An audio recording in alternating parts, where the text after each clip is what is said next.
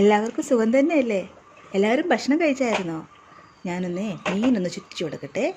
സംസാരിച്ച് നിന്നതിനിടയിൽ ഞാൻ ചോറ് വിളമ്പിയായിരുന്നേ. ഉച്ചത്തേക്ക് എന്തൊക്കെ കറികളാണ് ഉണ്ടാക്കിയതെന്ന് നോക്കാം. വഴുതനങ്ങ ഇരിപ്പുണ്ടായിരുന്നേ, അത് ഞാനെടുത്ത് മെഴുക്ക് വരട്ടി. പിന്നെ കുറച്ച് ബീറ്റ്റൂട്ട് ഉണ്ടായിരുന്നു, ഞാൻ അതെടുത്ത് ഒരു ചെറിയ തോരനാക്കി. കുറച്ച് മത്തങ്ങ ഉണ്ടായിരുന്നേ, അതും ചെറുപയറും കൂടെ ചേർത്ത് ഒരു എരിശ്ശേരി ഉണ്ടാക്കി. പിന്നെ കൊടംകൊല്ലി മുളക് ചതച്ചിട്ട് ഒരു ചെറിയ ചമ്മന്തി ഉണ്ടാക്കി. ഇന്ന് അച്ചാറില്ലായിരുന്നു കേട്ടോ. അവസാനമായിട്ട് ഞാൻ മീൻകറി വിളമ്പാൻ പോവുകയാണേ.